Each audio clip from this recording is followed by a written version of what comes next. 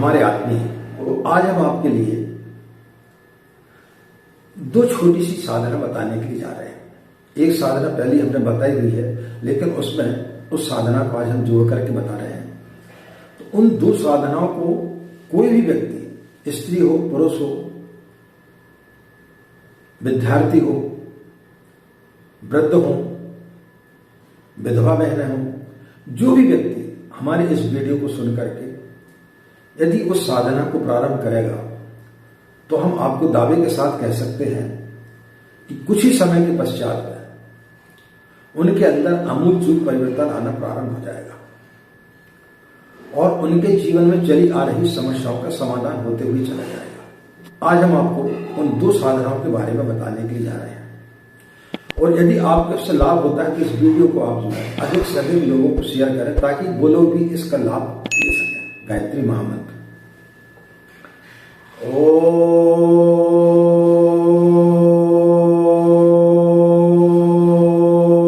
भूर्भुवः स्वः तत्सवितुर्वरेण्यं भर्गो देवस्य धीमहि धियो यो नः प्रचोदयात्।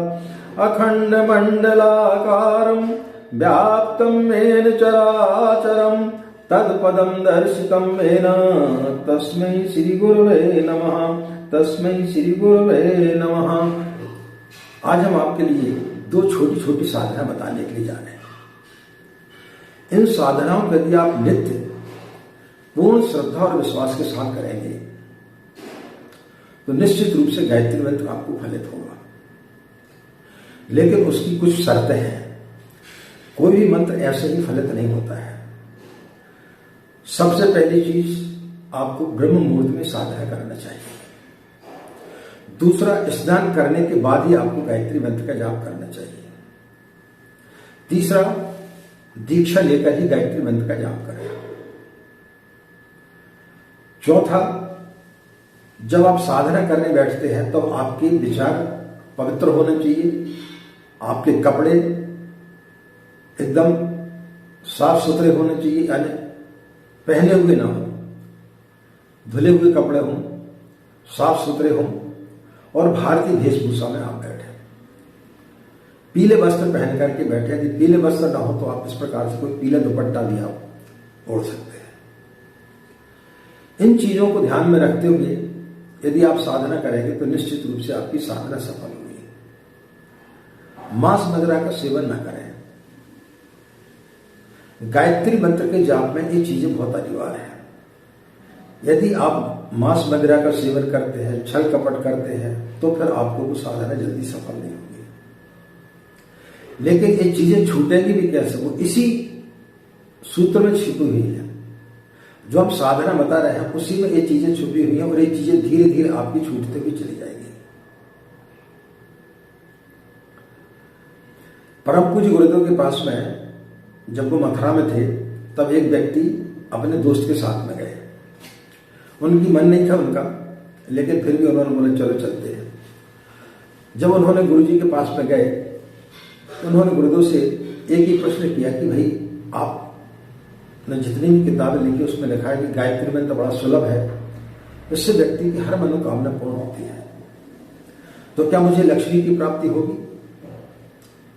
तो पूज्य गुरुदेव ने बोला अभी तब शाम होगी, कल सुबह आना, बात करते हैं। दूसरे दिन वो अपने मित्र के साथ गए सुबह। वही प्रश्न उन्होंने उनसे किया तो गुरुदेव ने बोला हाँ तू करके देख, कुछ महीने तक निश्चित रूप से तुझे लक्ष्मी की प्राप्ति होगी। कुछ दिन तक तो वो बेमन से करते रहे, लेकिन धीरे धीरे उनका उसमें मन लगने लगा और जब मन लगने लगा तो धीरे धीरे उनके विचार इस प्रकार के होने लगे कि उन्हें ये सब चीजों से मुक्ति मिलने लगी। उनकी नौकरी में प्रमोशन हो गया, आर्थिक तंगी जो चल रही थी वो आर्थिक तंगी दूर हो गई। ऐसे अनेक उदाहरण परम पूज्य गुरुदेव की किताब है, बाद में शायद गायत्री साधना के प्रत्यक्ष चमत्कार, उसमें अनेक लोगों ने अपने अनुभव लिखे हुए हैं। हमारे पिताजी वैद्य थे, उनके जीवन को हमने देखा है। उन्होंने जिस भी मरीज को गायत्री मंत्र बोलते हुए इंजेक्शन लगाया वो आदमी ठीक हो गया। बड़ी से बड़ी बीमारी उन्होंने अपने जीवन काल में ठीक की। लेकिन उनका एक ही सूत्र था, उतना ही पैसा लेते थे जितने की दवाई है। कभी किसी लूटने का प्रयास नहीं किया। कई लोगों का तो मुफ्त में भी इलाज कर दिया करते थे। हमने अपने जीवन में भी गायत्री के अनंत चमत्कार देखे हैं। एक चमत्कार तो हमने वीडियो डाला हुआ है कि हमारा ऑपरेशन हुआ, उस समय कैसे कैसे चमत्कार हुए। तो उनको यदि आप सुनेंगे तो आपको निश्चित रूप से समझ में आएगा कि गायत्री की साधना करने से कैसे हम अपने जीवन में चमत्कारिक लाभ ले सकते हैं। तो आज हम आपके लिए पहली साधना बता रहे हैं, जो पहले वीडियो में भी हमने बताई हुई है। जब आप रात्रि में सोते हैं तो सोते समय आप बिस्तर पर कमर सीधी करके बैठ जाएं। दोनों हथेली इस प्रकार से नीचे रख लें, बाईं हथेली नीचे, दाईं हथेली ऊपर, और कमर सीधी कर लें। आंख बंद कर लें और 10 बार सांस को छोड़ें, रोकें, छोड़ें, रोकें, और उसके बाद में 5 बार मन ही मन गायत्री मंत्र का जाप कर लें इस प्रकार से। ओम भूर्भुवस्वः तत्सवितुर्वरेण्यं भर्गो देवस्य धीमहि धियो यो नः प्रचोदयात्। ओम भूर्भुवस्वः तत्सवितुर्वरेण्यं भर्गो देवस्य धीमहि धियो यो नः प्रचोदयात्। इस प्रकार से 5 बार आपको गायत्री मंत्र का जाप करना है। फिर कुछ देर के लिए आप शांत बैठ जाएं और पूरे दिन भर की जो आपने काम किए हैं उनकी आप रूपरेखा को देखें, उसको पलट करके देखें कि कहाँ आपने काम चोरी की, कहाँ आपने क्रोध किया, कहाँ आप कौन सा काम कर सकते थे लेकिन आपने काम नहीं किया, कहाँ आप अपने दोस्तों के साथ में जो है बैठ करके काफी हाउस में गप्पे मारते रहे, उस समय को आपने बर्बाद किया। उस समय का आप सदुपयोग कर सकते थे, उस समय आप अपने परिवार को दे सकते थे, उस समय आप भगवान के लिए भी दे सकते थे। तो उसका चिंतन करें कि आपने दिन भर में क्या पाया और क्या खोया। तो जो जो गलतियां आपने की हैं उन गलतियों का निरीक्षण करते हुए आप संकल्प लेकर के सोएं कि हमने जो गलतियां की हैं उनको हम दूसरे दिन, यदि भगवान ने हमें यह शरीर दिया तो हम उनमें सुधार करने का प्रयास करेंगे। और इस प्रकार से चिंतन करके आप सो जाएं। रात को हम जैसा चिंतन करते हैं वही चिंतन हमें सुबह जब हम उठते हैं तब वही चिंतन हमें ले जाता है। हम क्रोध में सोते हैं तो सुबह उठते हैं तो वो क्रोध में उठते हैं। हम ईर्ष्या में, वासनाओं में, जिस प्रकार की चीजों में विरक्त होकर के सोते हैं उसी प्रकार के स्वप्न आते हैं और वही चीज पर हमें दूसरे दिन भी उसी चीज में ले जाती है। तो दूसरे दिन जब आप सुबह सो करके उठते हैं तो जैसे आपकी नींद खुलती है बिस्तर पर फिर बैठ जाए कमर सीधी करके और उसी क्रिया को आप दोबारा दोहराएं। 5-10 मिनट आप सांस को छोड़ें, रोकें और 5 बार गायत्री मंत्र का जाप करें मन ही मन। और उसके पश्चात में जो है फिर आप दिन भर की रूपरेखा बनाएं कि आपने दिन भर जो काम, पिछले दिन जो आपने काम किया था, जो गलत काम किए थे, जो आपसे गलतियां हो गई थी, उनमें आप सुधार करेंगे।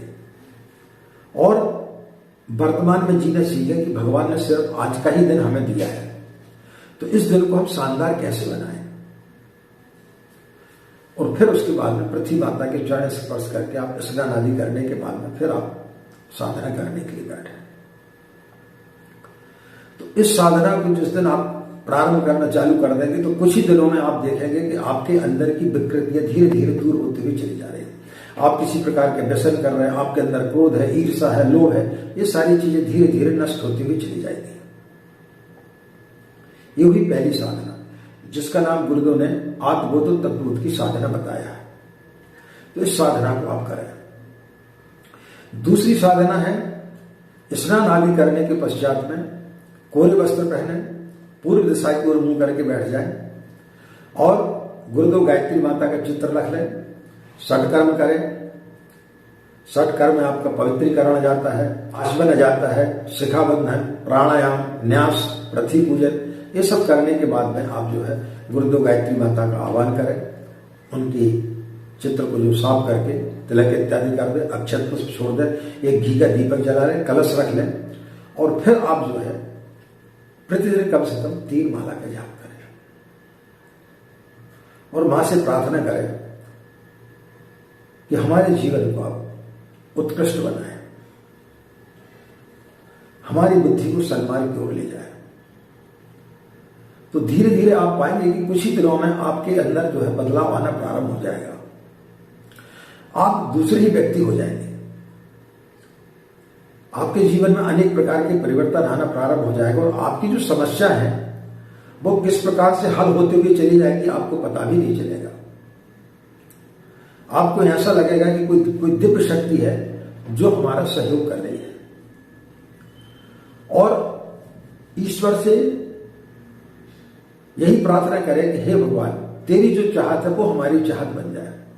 ईश्वर व्यक्ति को वही देता है जो वो चाहता है, जो हम चाहते वो नहीं देता। इसलिए अपनी चाहत को ईश्वर के ऊपर छोड़ दें कि तो जो चाहता है वो हमें मंजूर है। तो मित्रों, निश्चित रूप से 2-3 महीने के अंदर ही आप पाएंगे कि आपके अंदर आमूलचूल परिवर्तन आना प्रारंभ हो गया और गायत्री मंत्र आपको इस तरीके से फलित होना प्रारंभ हो जाएगा जिसकी आपने कभी कल्पना नहीं की होगी। तो 2 सूत्र हमने 2 विधि आपको साधना की बताई। बस इन छोटी विधियों को यदि आप अपने जीवन में अपनाएंगे, बस जो हमने आपको सावधानियां बताई हैं उनको आपको जरूर पालन करना है। तो उनको यदि आप पालन करते हुए गायत्री मंत्र का जाप करेंगे तो 100% गारंटी है कि आपको साधना फलित होगी, इसमें कहीं कोई दो राय नहीं है।